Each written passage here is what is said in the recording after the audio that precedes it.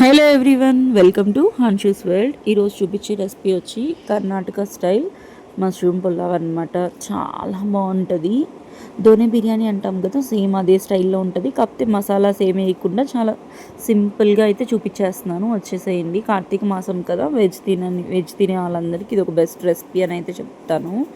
1 packet mushrooms తీసుకొని నీట్గా clean చేసుకొని ఒక్కొక్కటి 2 పీసెస్లా కట్ చేసి పక్కన పెట్టేసుకున్నాను. ఇప్పుడు 2 ఆనియన్స్, 3 టమోటాస్ కట్ చేసుకున్నాను.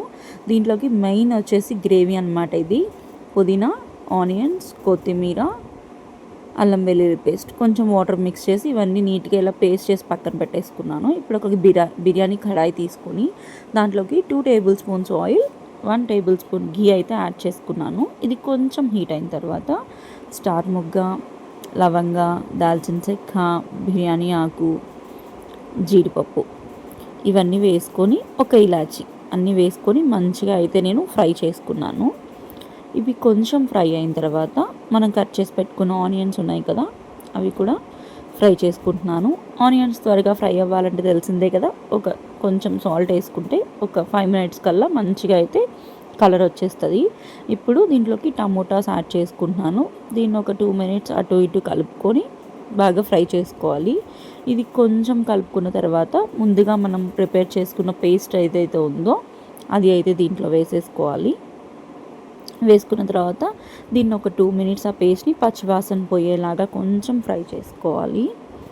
ఇప్పుడు ఇది కొంచెం ఫ్రై అయిన తర్వాత ఏంటంటే మనం ముందుగా వాష్ చేసి పెట్టుకున్న మష్రూమ్స్ ఉన్నాయి కదా, అవి దీంట్లోకి అయితే యాడ్ చేసేసుకొని కొంచెం పసుపు కూడా యాడ్ చేసుకొని ఒక 10 to 15 మినిట్స్ మీడియం టు సిమ్లో పెట్టుకొని ఆ పేస్ట్ అంతా కూడా పచ్చి వాసన పోయేంత వరకు అయితే కదుపుకుంటూ మాడిపోకుండా ఫ్రై చేసుకోవాలి. ఆ లోపల మష్రూమ్ అనేది కూడా కొంచెం మనకి బాయిల్ అయిపోతుందండి.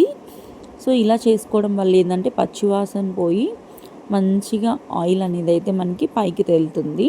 చూసారు కదా, ఒక 15 మినిట్స్ తర్వాత అయితే ఇలా పేస్ట్ అంతా కూడా మంచిగా ఫ్రై అయిపోయింది. ఇప్పుడు దీంట్లోకి మనం నానబెట్టుకున్న రైస్ వేసుకోవాలి. నేను 1.5 గ్లాస్ రైస్ తీసుకున్నానండి. సో ఈ రైస్ దీంట్లో వేసుకొని ముందుగా ఫ్రై చేసుకోవాలి. ఇంకొక సైడు 1.5 గ్లాస్కి 3 గ్లాసెస్ వాటర్ అయితే తీసుకొని నేను బాయిల్ చేసుకుంటున్నాను.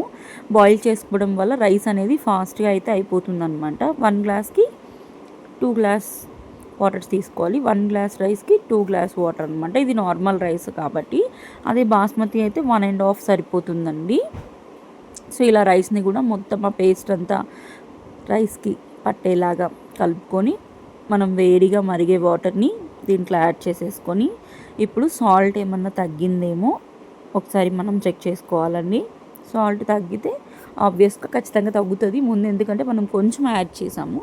ఇప్పుడు ఇంకొక స్పూన్ యాడ్ చేసేసేసి దీన్ని ఇలా కలిపేసుకొని ఒక 10 మినిట్స్ తర్వాత మూత తీసి చూస్తే హాఫ్ ఆఫ్ ద వాటర్ అయితే ఇంకిపోయింది.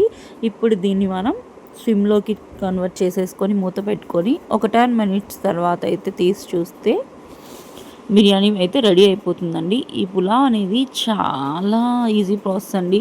దీన్ని మష్రూమ్ బిర్యానీ అంటారో పులావ్ అంటారో అది మీ ఇష్టం అనమాట. చాలా లెస్ స్పైసీగా ఉంటుంది. మీ పిల్లలకి చాలా ఇష్టంగా తింటారు. వేడి వేడిగా సర్వ్ చేసుకొని తింటే చాలా బాగుంటుందండి. అది ఒకసారి మీరు కూడా ఈ స్టైల్లో ఒకసారి ట్రై చేయండి. మష్రూమ్ పులావ్ అనేది చాలా బాగుంటుంది. మీకు ఎలా ఉంటుందంటే కొంచెం గోంగూర చికెన్ బిర్యానీ తిన్న ఫీలింగ్ ఉంటుంది. కాకపోతే ఆ టేస్ట్ కాదు, ఇది డిఫరెంట్ టేస్ట్ ఉంటుంది అనమాట. ఈ వీడియో కనుక మీకు నచ్చినట్లయితే ఖచ్చితంగా don't forget to like, share, subscribe Hanshu's world. Thanks for watching.